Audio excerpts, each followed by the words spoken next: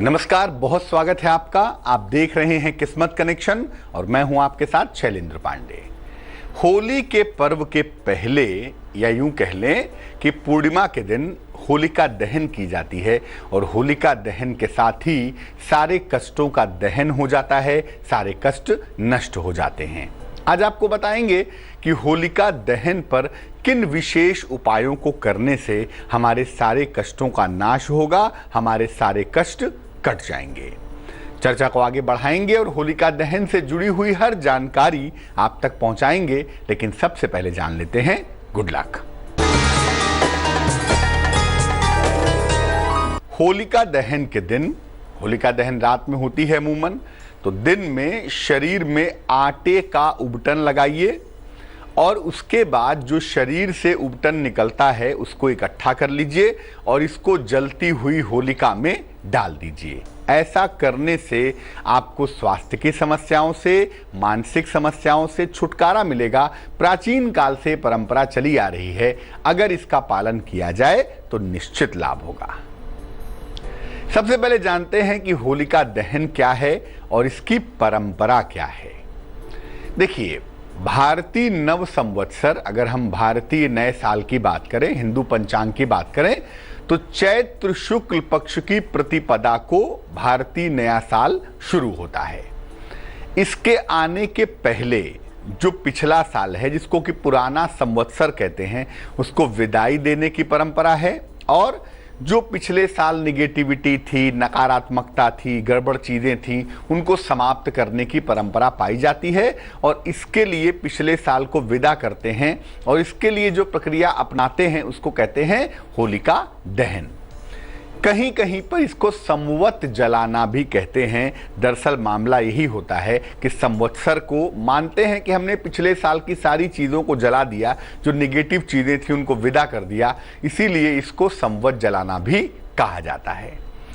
इसके पीछे अगर पौराणिक कथाएं हैं तो इसके पीछे वैज्ञानिक मान्यताएं भी हैं। दोनों ही है, ऐसा नहीं कि केवल पुराण ने कहा तो हमने मान लिया, नहीं, इसके पीछे का एक साइंस भी है, इसके पीछे का एक विज्ञान भी है।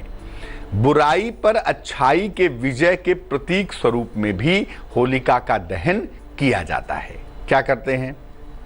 होलिका दहन में किसी वृक्ष की शाखा को जमीन में गाड़ देते हैं और उसे चारों तरफ से लकड़ी से, कंडे से, उपले से घेर कर एक निश्चित मुहूर्त में जलाते हैं। एक निश्चित मुहूर्त में इसको जलाया जाता है।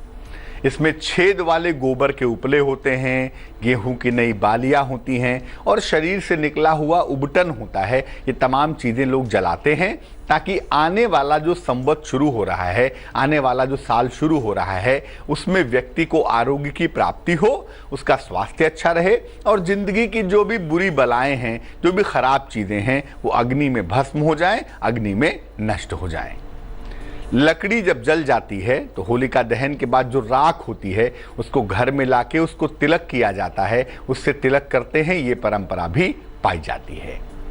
फाल्गुन शुक्ल पक्ष की पूर्णिमा को जब होलिका दहन होता है, इसी दिन चैतन्य महाप्रभु का जन्म भी हुआ था और चैतन्य महाप्रभु भगवान कृष्ण के अवतार माने जाते हैं।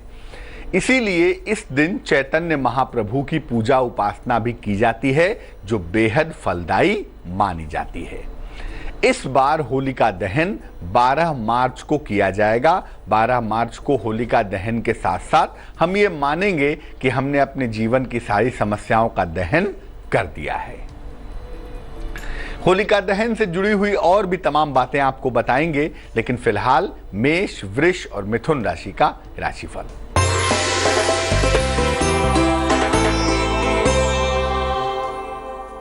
मेष राशि, स्वास्थ्य का बहुत ध्यान रखें। किसी भी तरह का वहम बिल्कुल न पालें, किसी को कोई वादा भी ना करें।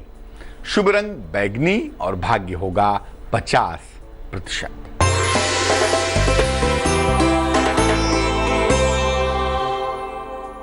वृष राशि, अपनी जिम्मेदारियों को ठीक से निभाएं, अनावश्यक तनाव न पालें और किसी मित्र का सहयोग आपको मिलेगा जो आपके लिए बेहद लाभकारी होगा। शुभ रंग क्रीम होगा और भाग्य होगा 66%।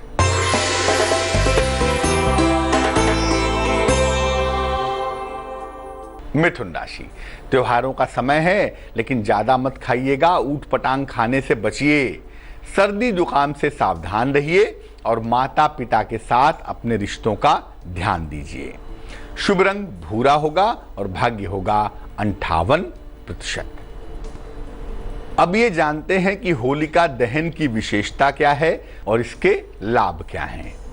होलिका दहन के दिन मन की तमाम समस्याओं का निवारण हो सकता है। जो मन की चिंताएं हैं, मन की दिक्कतें हैं, उन तमाम समस्याओं को आप दूर कर सकते हैं। रोग की समस्या हो, बीमारी की समस्या हो, विरोधियों की समस्या हो, इससे भी आपको निजात मिल सकती है। अगर कोई आर्थिक मुश्किल है, कोई फाइनेंशियल प्रॉब्लम है, तो उससे भी आपको राहत मिल सकती है, उस समस्या से भी आपको छुटकारा मिल सकता है। अगर आप ईश्वर की कृपा पाना चाहते हैं तो होलिका दहन के दिन ईश्वर की कृपा भी आसानी से पा सकते हैं। अलग अलग चीजों को अग्नि में डालकर अपनी अपनी बाधाओं से मुक्ति भी पा सकते हैं। जिस तरह की मुश्किल है उस तरह की चीज अगर अग्नि में डाली जाए, जलती हुई होलिका में डाली जाए, तो इससे जीवन की तमाम मुश्किलों से आपको मुक्ति मिल जाएगी। कर्क, सिंह और कन्या राशि वालों का वक्त कैसा चल रहा है, आइए जानते हैं।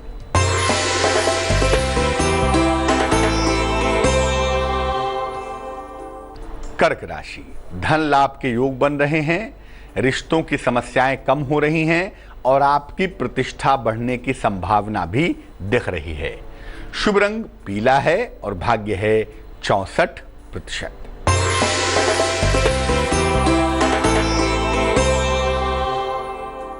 सिंह राशि, आपके करियर में सुधार होगा, कोई बड़ी समस्या हल होगी, जीवन साथी को लाभ होता हुआ भी दिखाई देगा। शुभ रंग नीला होगा और भाग्य होगा 75%।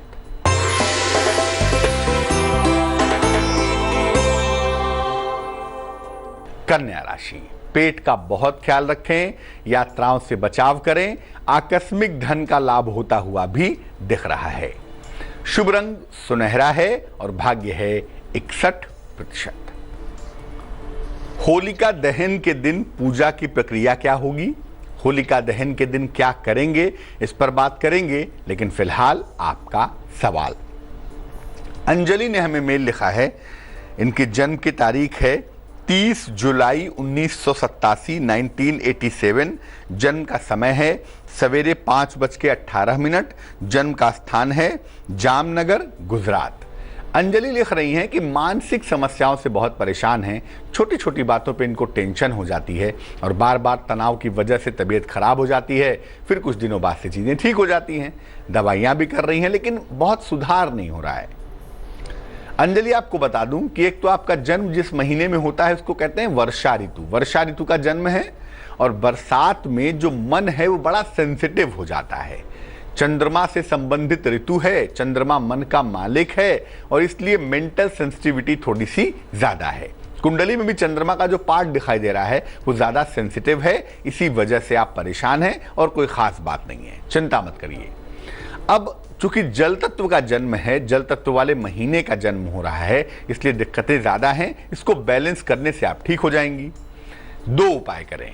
एक देसी मूंगा इंडियन कोरल वजन में तकरीबन 14-15 रत्ती सोने या तांबे की अंगूठी में सीधे हाथ की अनामिका उंगली में रिंग फिंगर में मंगलवार को प्रातः आप धारण करें। दूसरा काम ये करें कि रोज सुबह भगवान सूर्य को जल चढ़ाएं, सादा पानी, प्लेन वाटर, और जल चढ़ाने के बाद 108 बार ओम आदित्याय नमः, ओम आदित्याय नमः इस मंत्र का जप करें। अगर ये 2 काम आप नियमित रूप से करें तो मुझे लगता है जल्दी सुधार होगा। और मोती, हीरा, ओपल, ये जो जल तत्व वाले रत्न हैं, इनको बिल्कुल मत पहनिएगा वरना आपकी मुश्किल बढ़ सकती है। अब ये जानते हैं कि होलिका दहन वाले दिन क्या करना चाहिए। देखिए, होलिका दहन जब शुरू हो जाए तो वहां पे जाइए, अग्नि को प्रणाम करिए, क्योंकि अग्नि के अंदर सबसे अधिक पवित्रता पाई जाती है। अग्नि को प्रणाम करें और भूमि पर, जमीन पर जरा सा जल डालें। इसके बाद अग्नि में गेहूं की बालियां, गोबर के उपले और थोड़े से काले तिल के दाने डालिए। अग्नि की परिक्रमा कम से कम 3 बार कीजिए। इसके बाद अग्नि को प्रणाम करके अपनी मनोकामना कहिए। आपको स्वास्थ्य की समस्या है उसके बारे में कहिए, पारिवारिक जीवन में मुश्किल है उसके बारे में कहिए, रोजगार की दिक्कत है उसके बारे में कहिए। तो अग्नि को प्रणाम करके अपनी मनोकामना कहिए। होलिका की अग्नि की राख से स्वयं का और घर के लोगों का तिलक कीजिए, इससे आपको लाभ होगा और होलिका दहन की जो पूजा प्रक्रिया है वो निश्चित रूप से पूरी हो जाएगी। अलग अलग कामनाओं की पूर्ति के लिए होलिका की अग्नि में हमें क्या डालना है इस पर बात करेंगे, लेकिन फिलहाल तुला, वृश्चिक और धनु राशि का राशिफल।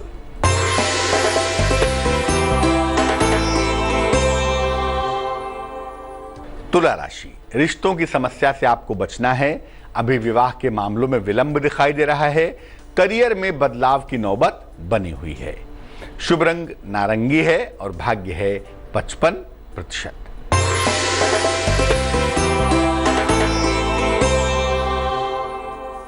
वृश्चिक राशि, स्वास्थ्य का लाभ होगा, कोई मनोकामना पूरी होगी, लेकिन संतान को लेकर बेवजह तनाव ना पालें। शुभ रंग लाल और भाग्य होगा 89%।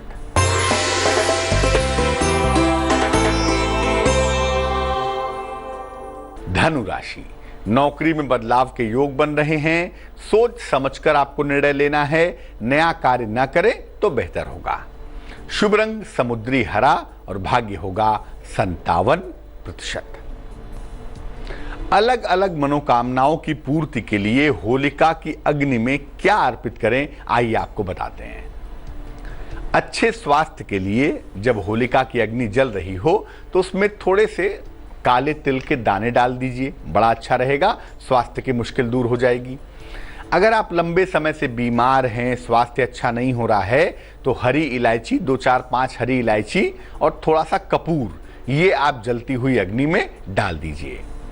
धन के लाभ के लिए चंदन की लकड़ी डालिए, चंदन की छोटी सी लकड़ी भी होगी तो भी काम चलेगा। ये डालने के बाद प्रार्थना करिए, जो धन संबंधी मुश्किलें हैं वो निश्चित रूप से दूर हो जाएंगी। रोजगार के लिए पीली सरसों डालिए। नौकरी नहीं मिल पा रही है, नौकरी कर रहे हैं, चल नहीं पा रही, नौकरी में दिक्कतें आ रही हैं या कारोबार में समस्या हो रही है, रोजगार में दिक्कतें आ रही हैं, तो एक मुट्ठी पीली सरसों जलती हुई अग्नि में डाल दीजिए। विवाह नहीं हो पा रहा है तो भी और वैवाहिक जीवन में समस्या है तो भी ऐसी दशा में हवन सामग्री, बाजार में हवन सामग्री के पैकेट आते हैं, तो उसी पैकेट को खरीद लीजिए। एक मुट्ठी हवन सामग्री हाथ में लेके जलती हुई अग्नि में डाल दीजिए। अगर नकारात्मक ऊर्जा से परेशान है, लोग कहते हैं मेरे ऊपर तंत्र है, मंत्र है, किसी ने कुछ कर दिया है, निगेटिव एनर्जी का चक्कर है, अगर नकारात्मक ऊर्जा से परेशान हैं तो काली सरसों ले लें। एक मुट्ठी काली सरसों, इसको राई भी कहते हैं, ये काली सरसों एक मुट्ठी जलती हुई अग्नि में डाल दीजिए। आपकी जो मुश्किल है वो दूर होगी और आपकी तमाम मनोकामनाएं पूरी हो जाएंगी। मकर, कुंभ और मीन राशि वालों का वक्त कैसा चल रहा है, आइए जानते हैं।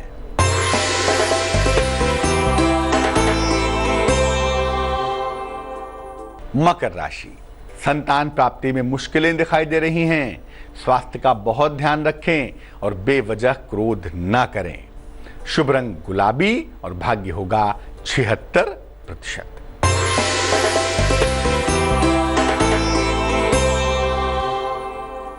कुंभ राशि, नया कार्य बिल्कुल ना करें, सेहत का ध्यान रखें और छोटी छोटी बातों को तूल न दें, अनावश्यक बातों पे गुस्सा ना करें। शुभ रंग सफेद और भाग्य होगा 64%।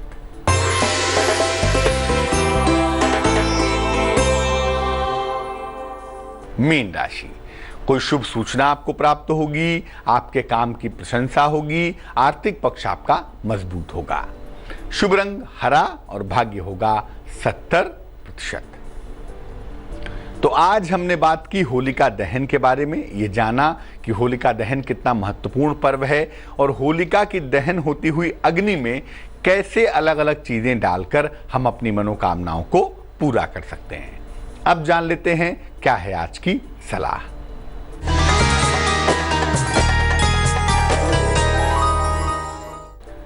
अगर आप कमर दर्द से परेशान हैं तो क्या उपाय करेंगे? एक काला धागा ले लीजिए और उसको अपनी कमर में बांध लीजिए। उसमें 3 गांठ लगाइएगा और बांधते समय कहेंगे, नासै रोग हरै सब पीरा, जपत निरंतर हनुमत बीरा। धागा बांधने के बाद से ही आराम हो जाएगा और 1-1 महीने बाद इस धागे को बदलते रहिएगा तो फायदा और भी ज्यादा होगा। आज के लिए किस्मत कनेक्शन में बस इतना ही। मुझे दीजिए इजाजत, फिर हाजिर होंगे किसी नए विषय के साथ, आपकी समस्या के समाधान के साथ। आगे देखिए रिश्तों की कहानी संजय।